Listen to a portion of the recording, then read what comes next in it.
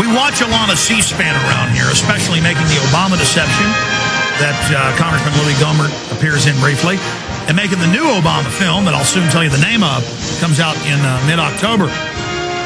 But really, he is on the mark. He's always up at the front, late at night, early in the morning, fighting the gun-grabbing agenda, the hate speech agenda, restricting the First Amendment, fighting the cap and trade to take over our country. He's the guy I always see now when we're watching, like nobody else, up there energetically fighting when they're trying to not let him read the bills, when they're ramming through all forms of corruption. He was there fighting the banker takeover bill back in October of last year. He's now fighting Obama and getting called partisan when he's not. He's standing up for the Bill of Rights, Constitution. And like myself, he's also somewhat of a history fan. And he's a big supporter and fan of my idol, George Washington, that the media doesn't ever really talk about or kind of puts on a pedestal because they don't want you knowing about George Washington, because he would then become an example for new George Washingtons to stand up to tyranny today. So for the next 25 minutes or so, Congressman Louie Gohmert joins us, serving his third term in the U.S. State House of Representatives. Congressman Louie Gohmert proudly represents the 1st District of Texas, which encompasses over 12 counties stretching for nearly 120 miles down the state's eastern border, including where my family's from. Representative Gohmert is developing innovative solutions to jumpstart our economy and offering practical alternatives to the government's bailout frenzy. His federal income tax holiday gained widespread national support from the grassroots level to national leaders, allowing taxpayers to decide how best to spend their hard-earned money. Louie has repeatedly called for an end to socialization of our economy. Prior to being elected to serve in the Congress, Louie was elected to 3 terms as district judge in Smith County, Texas. He has later appointed by Texas Governor Rick Perry to complete a term as Chief Justice of the 12th Court of Appeals. And Representative Congressman Louie Gohmert, sir, great to have you here with us. Well, great to be with you, Alex, but that was such a great introduction. I'm afraid to talk anymore and screw it up. Well, you know, we watch C-SPAN every day. And I have the guys selecting out clips of what you're doing as we try to sift through all these for the film. And I tell you, you are an attack dog for liberty and freedom. If we had more people like you, we wouldn't be turning into communist Russia. Well, it is heartbreaking what's going on around here. It just, you see this stuff and you go, how can you do this? This has been done before. You go back and read Morgenthau, the Secretary of Treasury's own private diary in 1940, where he says, we've spent more money than ever in history and we're no better off. We've still got the record unemployment. I mean, all this stuff is not new. We're just trying to do the same things and expecting a different result.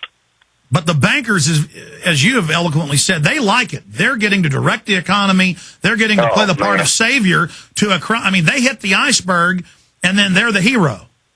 Isn't that incredible? And one of the things, you know, it's now gotten popular to say everybody ought to read the bill.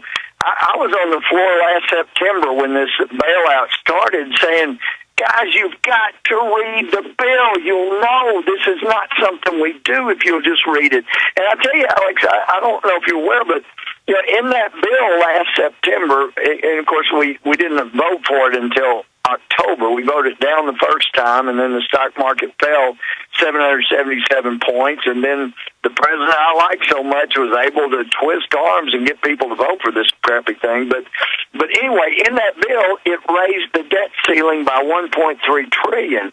So when I saw that, I went, whoa, there's something else at play here than just the $700 billion slush fund.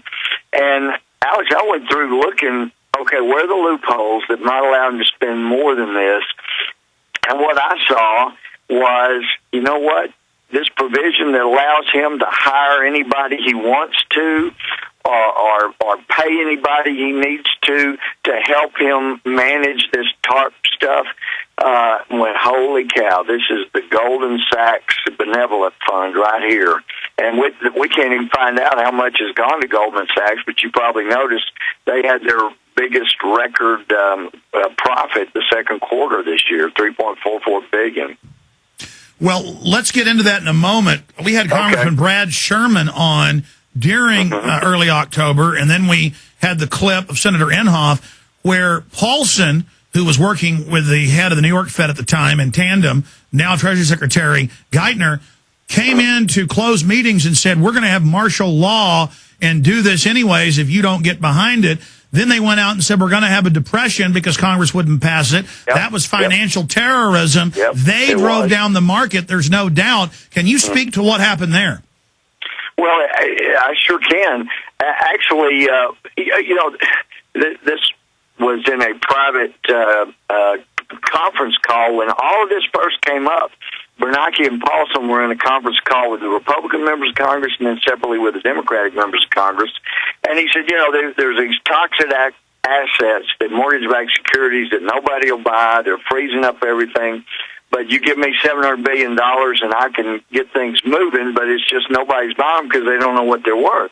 When they opened it up for questions, somebody beat me to the question. I don't remember if it was Ron or who, but somebody asked the first thing that came to my mind, well, wait a minute, Secretary.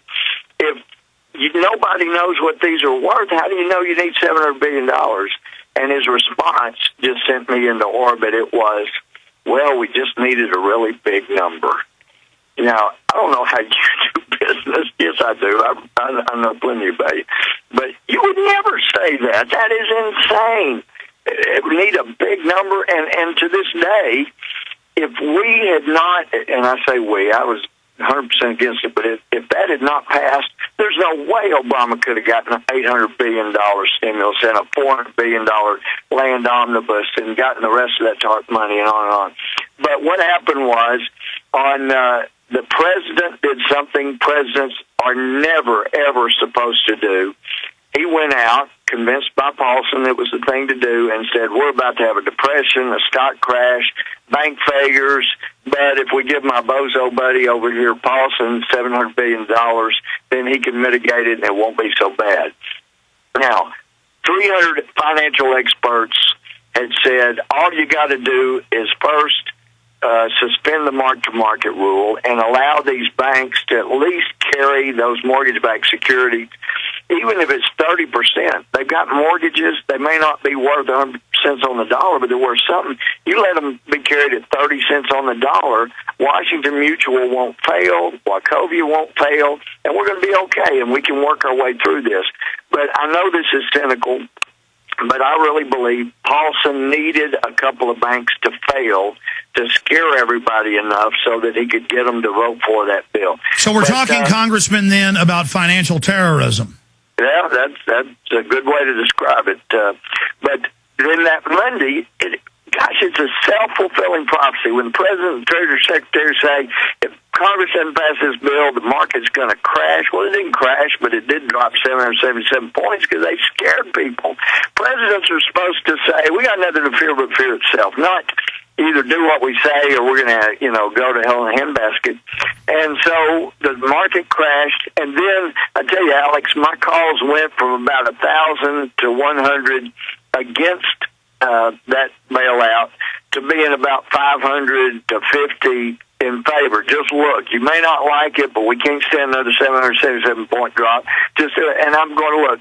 You may vote me out, and this was some of my biggest contributors. Look, I think the world of you may vote me out, but I have read this bill. I cannot vote for it. I'd rather lose than be on record ever vote for this sorry thing.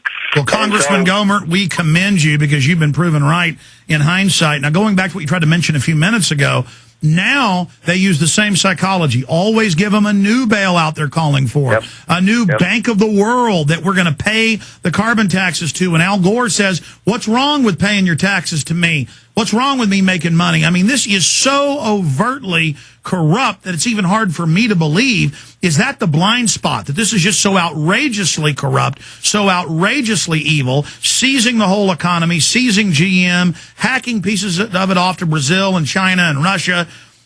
I'd like you to speak to that, but then all these congressmen and senators keep asking, where's the money? Where's the money of Bernanke? And he just says, no, I will not tell you. How long can this go on, this banking dictatorship? It shouldn't go on another day, but, and the truth is, most of the people here, they really think they're doing the right thing. They did when they were voting for the bailout and the stimulus and all. They just really think, oh, well, we just need to do this. And I've had guys across the aisle say, look, Louie, even if you were right, we think you're wrong. Even if you were right, we can always come back and fix things. I'm going, The Soviet Union didn't get a chance to come back and fix things. They went bankrupt, and they ceased to exist. You may not get a chance to come back and fix it after you screw it up bad enough. Well, you're right, Congressman. Russia is still in shambles from what happened under 60, 70 years of rule. Speaking of the Soviet Union, there is no doubt this country's been hijacked by foreign offshore banks. Are you supporting the bill to audit the private Federal Reserve? 100%. 100%. You know, we've heard from the other side of the aisle over and over again that we need transparency from the CIA. Well, how about some transparency from the Fed? My goodness. And Alex, you're so on top of things. I know you've been following this push, and it's just draconian, actually Machiavellian, the way they're seizing power. But this push to develop what they're calling the systemic risk entities in America,